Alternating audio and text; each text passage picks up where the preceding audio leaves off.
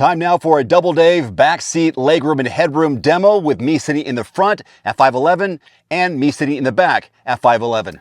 Thank you, Dave. And here's what it looks like with my knees behind myself. So I've got some room for legroom as long as someone who's sitting in front of me is 5'11. Otherwise, I'm going to lose a little space the taller they are. But otherwise, for the size of the vehicle, that's very comfortable for even long road trips in the back for a full-size adult. Getting three people back here might be a little tight, but no problem with three little ones and their booster seats and so on. Headroom is good too, made even better when this panoramic moonroof is pulled back.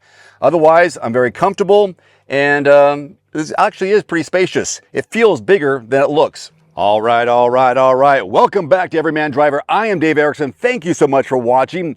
This is the completely redesigned third generation CX-5 from Mazda. And this year it is roomier, longer, and more technology focused.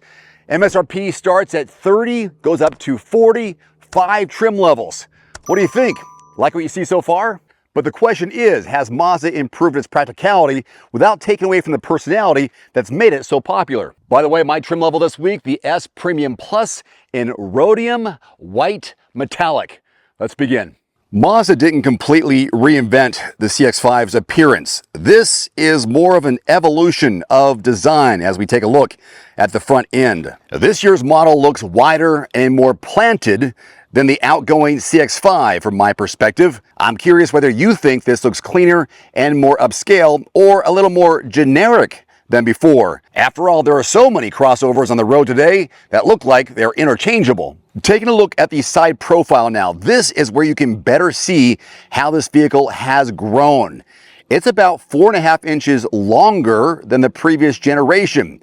The wheelbase, now 110 inches, which is one reason Mazda was able to improve the back seat.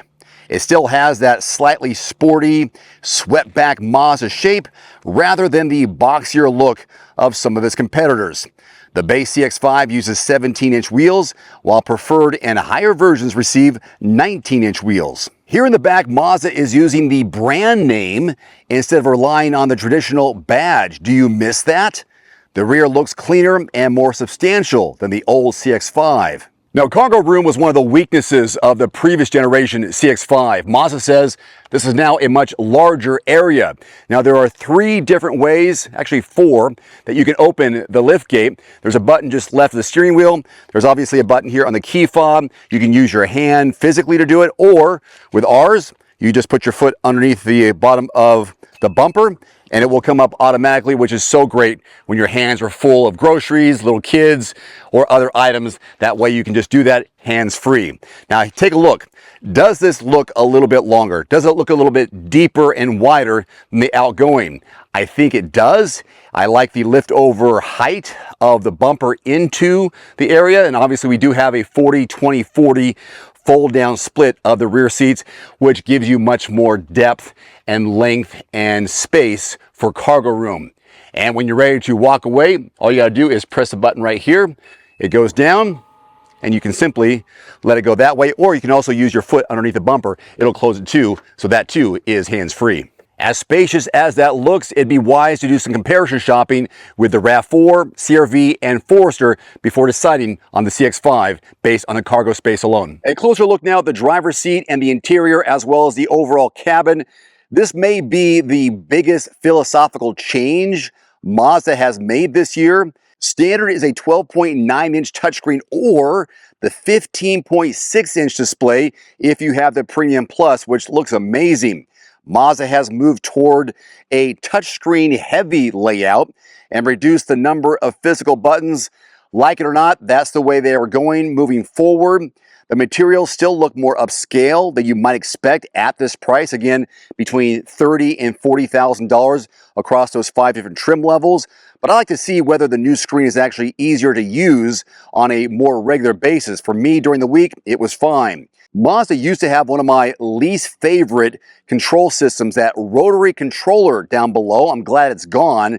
This touchscreen layout could be, depending on what you like, one of the more controversial changes for the CX-5. I hope they get rid of that rotary dial on all models moving forward. And depending on your trim, you can look for a heated steering wheel and heated front seats, a head-up display, a panoramic moonroof like we have in mine, ventilated front seats, heated rear seats, 12-speaker Bose audio system, ambient interior lighting, paddle shifters, and a 360-degree camera with an underfloor view. You'll find most of the luxury equipment arriving on the Premium and Premium Plus trims, and since I have the Premium Plus, you see it everywhere. How's this sound? For 2026, every single CX-5 model comes with a 2.5-liter four-cylinder engine mated to a 6-speed automatic transmission, not a CVT. This is all-wheel drive, comes standard, 187 horses, 186 pound-feet of torque. What you will not find is a turbocharged engine. And get this, a Mazda-developed hybrid is coming in 2027. In the meantime, the 2026 is gas only.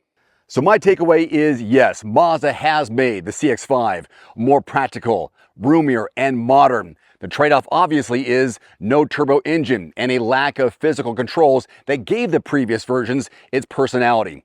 What do you think? Leave your thoughts in the comment section below. And if you are in the market for a new or used car, truck, or SUV, check out quotes.everymandriver.com. There's also a link below.